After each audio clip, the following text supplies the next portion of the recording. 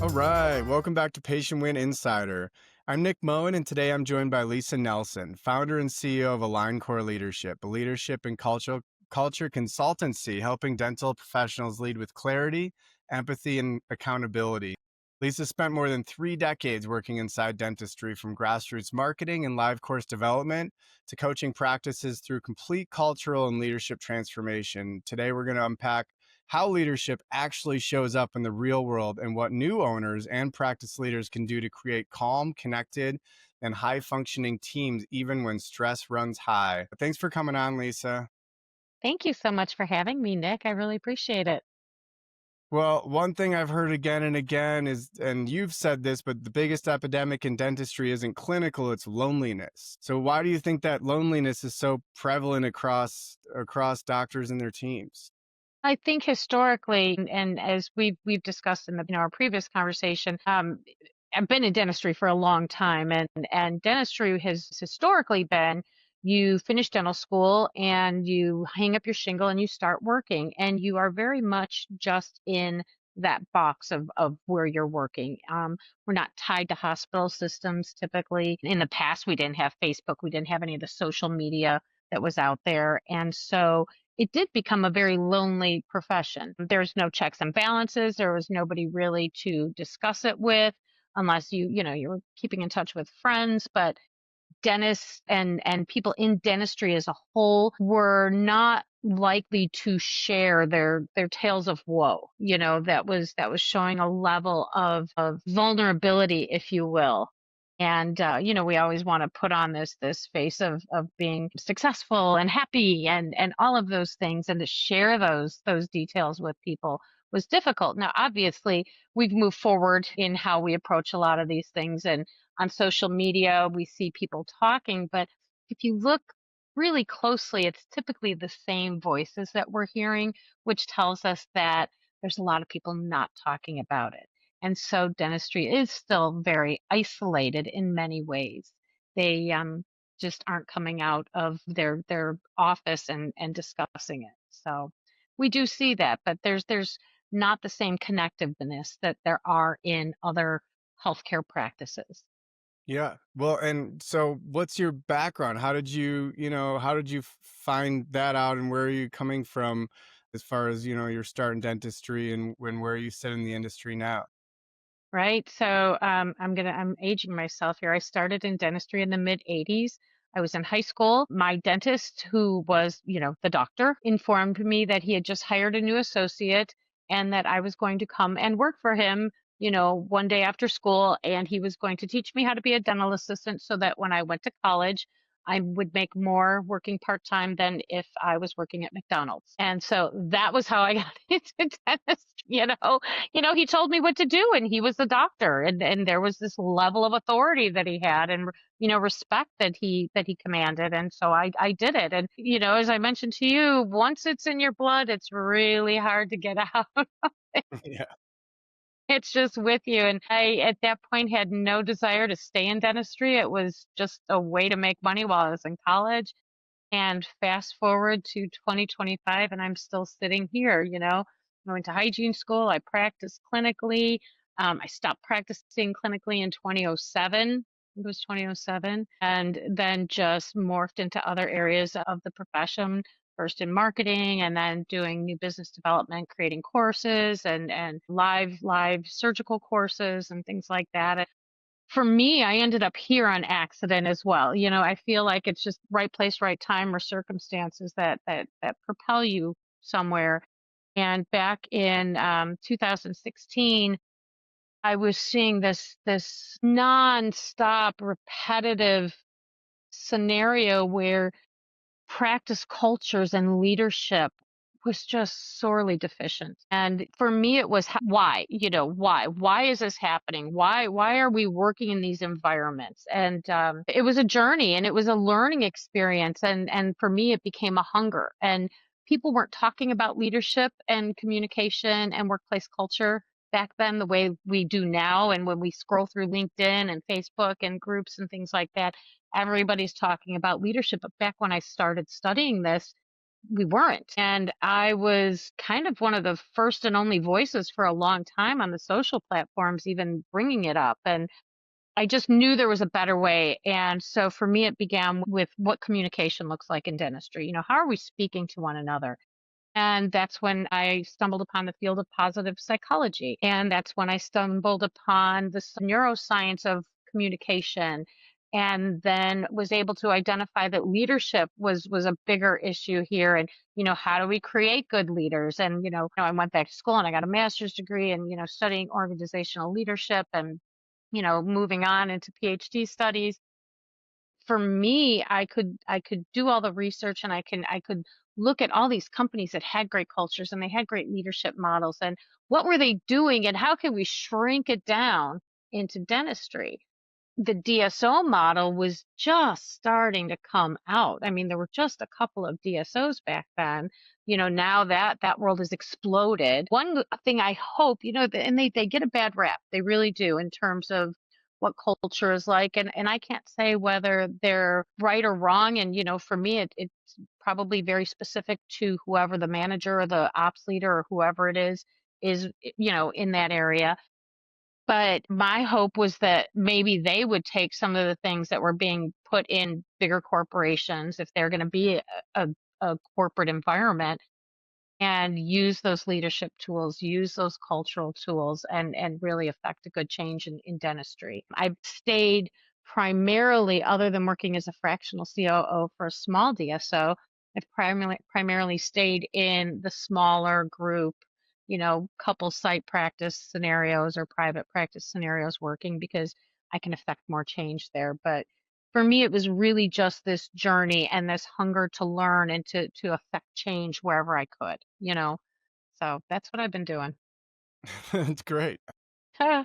Yeah, so obviously, you know what you're talking about, but I think working with some of the first practices you were working with, what were the symptoms of like the isolation or when you saw, disharmony in the practice or the systems Mm. or culture there? You know, and it's so funny because I've always said I've never advertised for business. People just find me when they need me, word of mouth. However, they'll hear me on a podcast, and it shows up. The isolation is there, but it's different. It's attached, but it's not the same. And so, workplace culture issue, the toxicity, because people don't know how to communicate. People are very proprietary about their workspaces. There's a lot of jockeying and positioning, in these practices. And when people don't understand how to speak to one another in a language the other person wants to hear, we hear things that we want to hear instead of what's actually being said, and we're reading things into it. And so, words matter. So there's a saying, blurt hurts, right? But how we choose our words, the cadence in which we speak our words, really makes a difference. If you are a very task based person and I'm coming to you with all kinds of other ideas and all this emotional, flourishes coming out of my mouth, you're going to shut down. You can't hear that. You want to know exactly what's happening, right? If you're a big picture guy, you don't want those things. If you are a peoply person and you want that emotional connection, if I come at you just bulleting points out to you, you're going to feel shell shocked, right? So first of all, learning how we're communicating. And so that's one of the biggest problems, and then when organizations don't have structure, and by organizations, I'm not talking about the big ones, though it matters to them, but we get into these practices, and I do a lot of work with practices that have anywhere from 15 to 30 employees under one roof. And so, but what they never bother to do is have an organizational structure in place. And so we find that when we go in there and we put a nice structure in place and we assign team leads and everybody knows exactly what they're responsible for, it's all laid out. That takes away a lot of the non-clear expectations that are there. It's clarity of role. We're looking to do is create psychological safety in the workplace ultimately, right? And so the isolation part comes from the fact that you have this leader, be it a dentist owner or the dentist owner and the office manager, practice administrator, and they've not had any measurable education in how to lead and manage people, let alone how to run a business, right? And so everything is just throwing spaghetti at the wall, closing a door, just not dealing with it. Let the people run the place and just go from there. But it's hard. It's really hard. And I feel so greatly because they try. They want, nobody wants to go home and think about all the disharmony that's happening through the course of a day, you know, knowing that you have to go back to it the next day, Yeah, right. Well, and if you you know. keep going back to it and the system's broken, then all of a sudden the burnout sets in, right? Absolutely. Absolutely. And so burnout can come in so many different ways, right? Is it coming from not wanting to be in the business and doing all of that administrative work or doing the people managing? Are you just getting tired because your schedule is just running amok and there's no systematic approach to it. And so, you are a slave to, who's putting what in the schedule. And really all of that comes down to, again, having great systems and processes, having clear expectations, defined roles, communication so everybody understands, where they're at with it. All of that fits in. And so I feel that we compartmentalize in dentistry problems, you know, clinical excellence, dealing with insurance, dealing with software programs, what's the P&L, what's the EBITDA, what's this, what's that, and they're all treated as individual entities when they're all just so interrelated. And so if one part's broken, the rest of it is going to follow, you know. Yeah, And so if you have somebody who doesn't understand how to run their business or is just kind of doing it ad hoc, yeah, you know, that burnout comes, that feeling of isolation comes, they're talking to their friends, they're typing on their keyboards, they're looking for information, they're bringing consultants in at high value, price tags to try and fix it. But the one piece that's missing is what I talk about is the behavioral psychology behind it all, sure. right? Yeah, And so we can look at making all these changes. We can put in all these systems and processes, and we can measure KPIs till we're blue in the face. But if the behavioral psychology is not there to understand people, to understand what motivates people, to understand what engages them and makes them want to be doing this work, what it takes to truly affect a change and make sure that change sticks, yeah, requires the behavioral psychology, which is why that was important for me to study because I figured that I can teach communication courses, I can teach leadership courses, I can coach, I can put organizational structures in. But if I can't get to the root cause and the behaviors that we're seeing and understanding each person in the organization as the individual they are and as the individual contributor they are, none of it's going to matter. You just wiped, however many tens of thousands of dollars out the door for every consultant and every change agent you bring in. Just gone, gone, gone. And yeah, that gives consultancy a bad name. It truly does.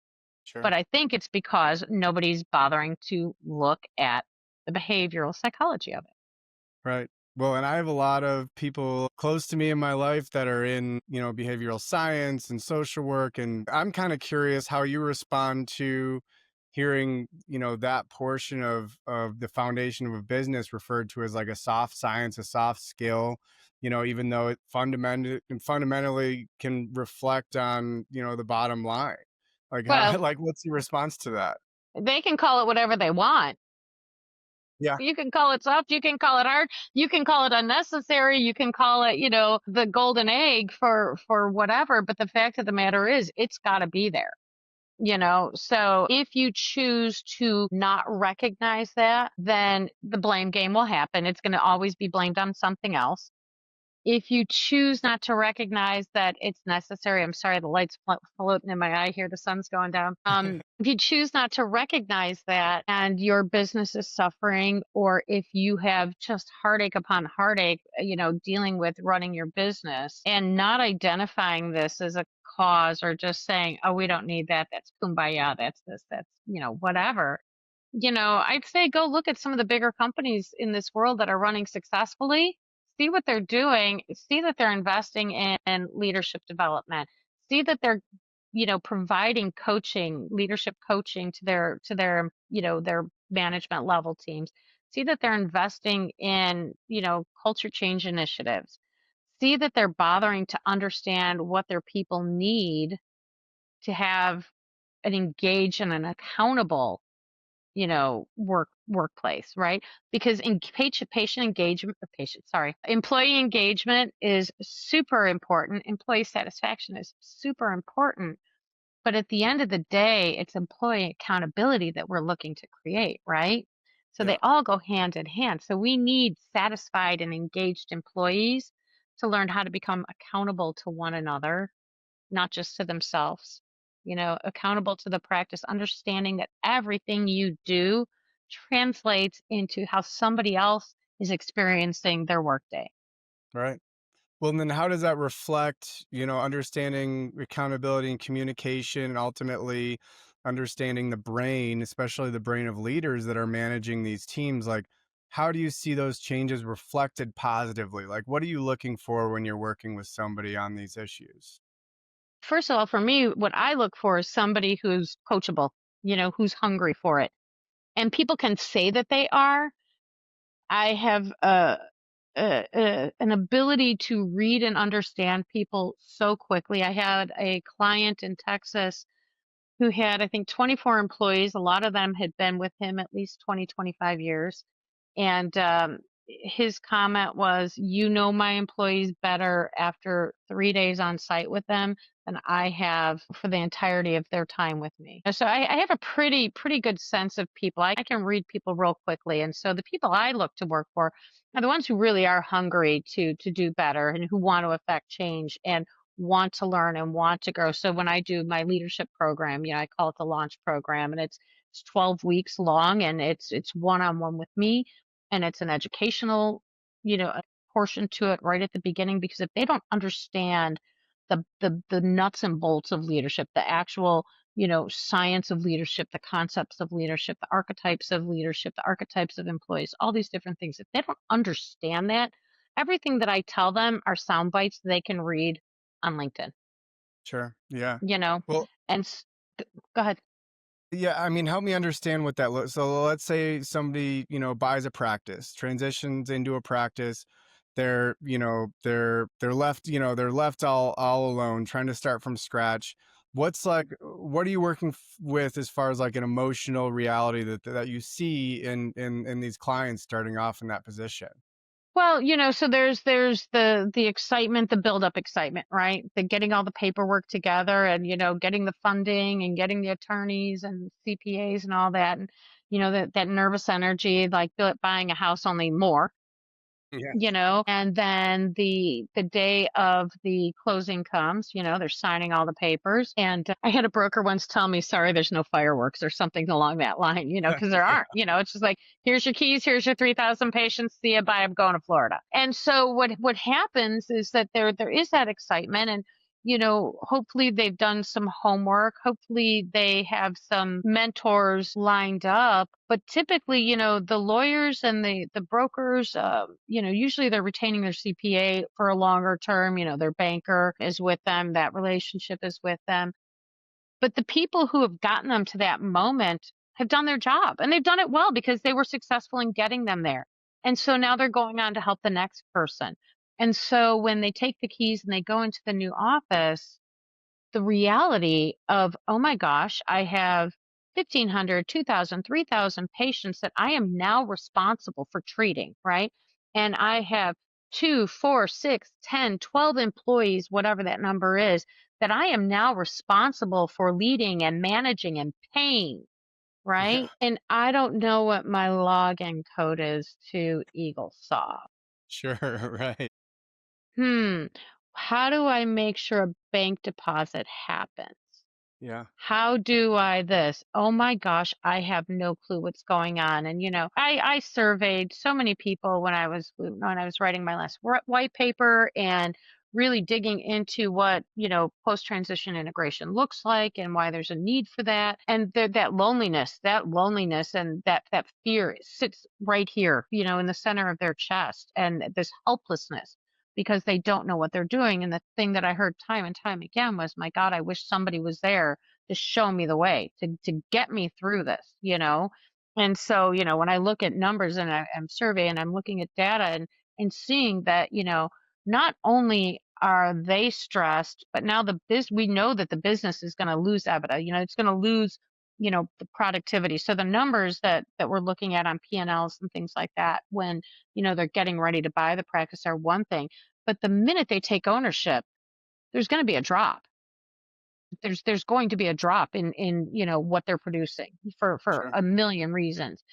So how do we get them out of that? Usually it can take 18 to 24 months to start recovering that. Yeah. And where do you start? What's the first like mindset shift? Like what's square one for somebody in that position? Well, I think square one really is knowing that you don't have the answers Sure. and that there are Yeah. people who do. There are people who do. I don't believe that it should be a long, drawn out consultancy. I think somebody needs to, meaning, me, I do it, go in there, from the moment they take ownership and look at the systems, look at the processes, identify gaps, get the vendor relations, squared away, do the renegotiations, make sure the credentialing is done, look finer at how money is flowing in, how money is flowing out, what insurance is looking like, all these things. Make sure that everything is on the up and up. I can't tell you how many practices I've worked with right after they've closed, within a couple of years, and we're just uncovering embezzlement left and right. Crazy. One practice, we found a stack of checks. I swear to God, it was this thick, Wow. tucked away, behind the office manager's desk, that was just getting, one by one put into an account that didn't belong to the practice, Jeez. and Yeah. it happens. So, somebody to come in there with the new doctor, and then while you're transitioning all these systems and all these processes and making sure that everything is done properly, you're also transitioning the team, right? Yep. You're also transitioning the patients. It's all got to be done simultaneously, you know, and then creating a framework and a playbook basically for that new doctor. You're teaching them how to run their business. Create this framework and this blueprint for them that's kind of like a how do I run my practice thing, Right. from A to Z. Yeah. And give it to them and let it be buildable, be able to expand upon what you've built, but at least you've got the framework, you have a solid understanding, everything has been done that needs to be done so that the practice is truly yours, so that the money is truly coming to you, and your people have been cared for. I mean, the number of people that leave a practice after a transition, I think it's like 42%, Right. practices lose key employees after a transition. Yeah. I mean, it's a big, big number. So if you've got new patients, new employees, new systems, I mean, but specifically on the human side, like what are strategies to either regain or build trust even with vendors? Like how is trust? What are some key points to like building trust in that position? Well, I was speaking with somebody today. Trust is a commodity, right? And the minute you lose it, it's hard to get the value of it back. And so one of the biggest things is don't overpromise. For your employees, don't overpromise. Brokers will tell you don't come in and make a bunch of changes right at the beginning, right? And so part of that is true, but also you have to make changes because it's your practice now, you know? And so, really sitting down and learning who your people are, and letting them know that I'm not planning on making any employment changes right now. I need you here. I value you here. We're probably going to be doing things a lot differently than you were doing before, unless for some reason you're not. But stay with me. We're going to get through this. I'm going to learn about you. You're going to learn about me, but the most important thing we can have with one another is honesty. I'm not here to be told what to do. This is my practice, but I will absolutely take counsel from you on things that you've done before. But just because you've done it before doesn't mean we're going to continue to do it, you know? So Right. you're being honest. You're not being mean. You're being honest, Yeah.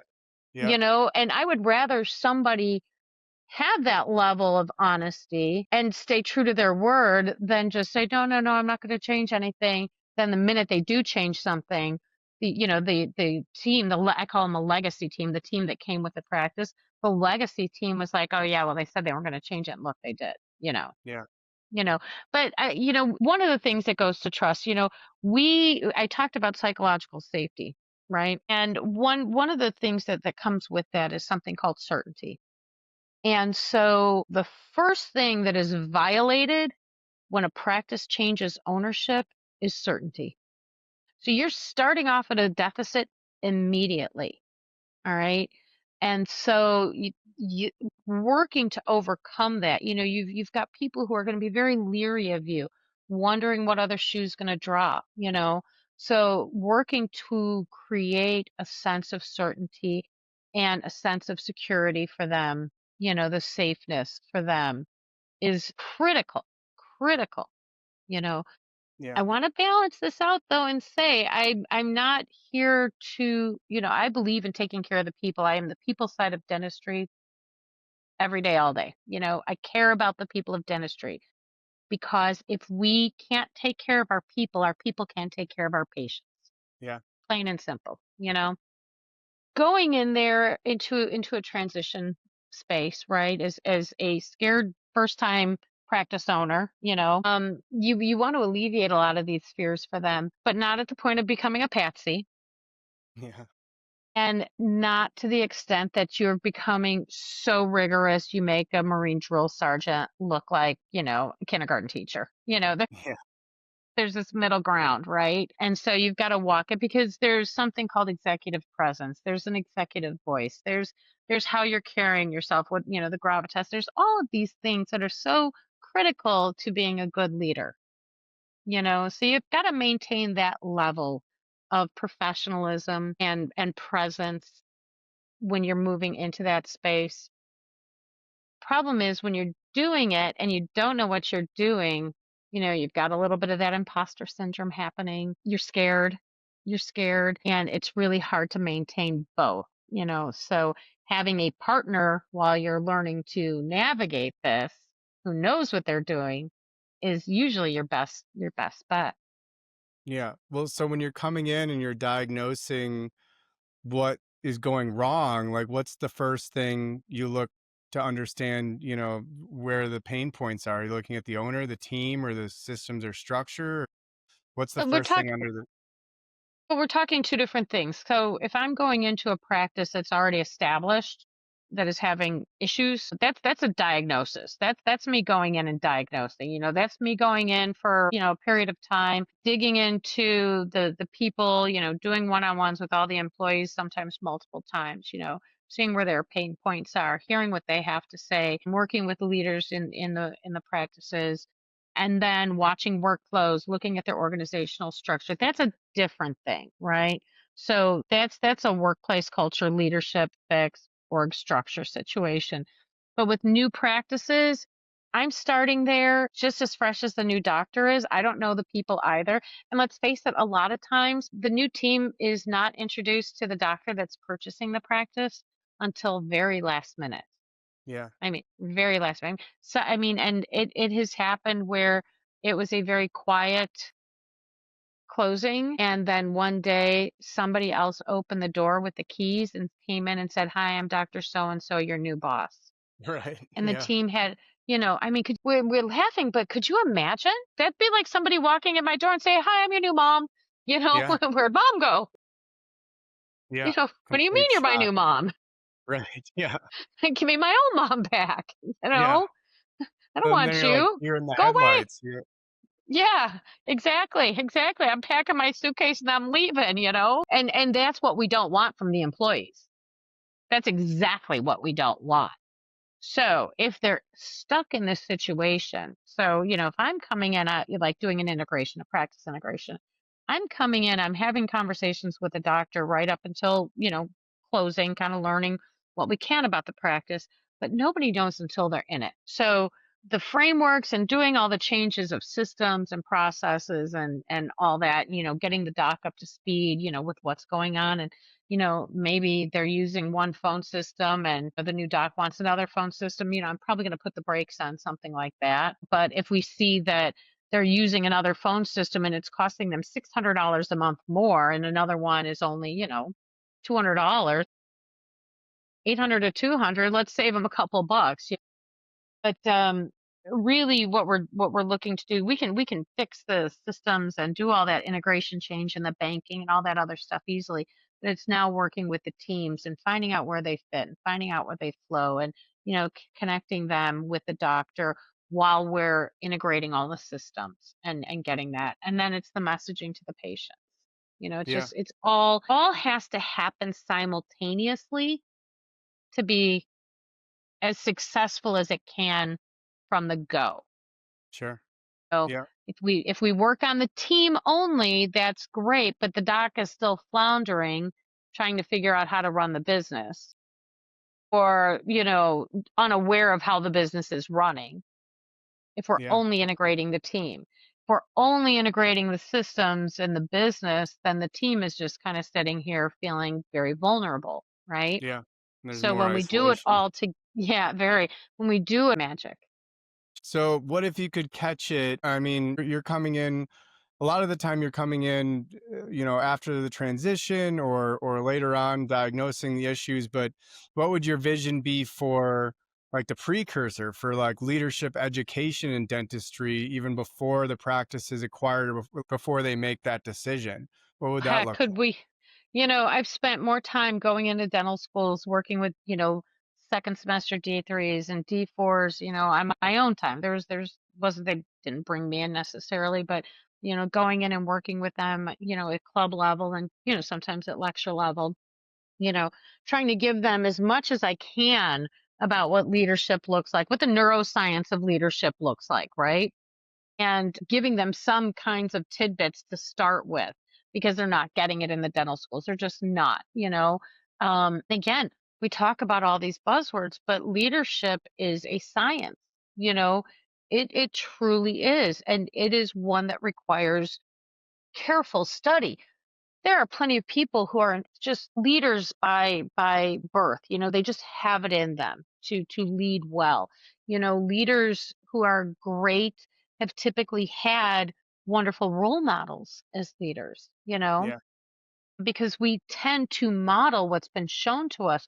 So if you've got somebody that had an overbearing parent who then had a sport coach who was, just a driver and mean and yelling and, coming at people that way, or, school teachers same way. If that's what was modeled to you growing up, kind of what you're going to go one of two ways. You're going to be like, "Oh, this is the way to do it," or "My gosh, I don't ever want anybody to experience what I experienced. I'm going to right. find a different way," right?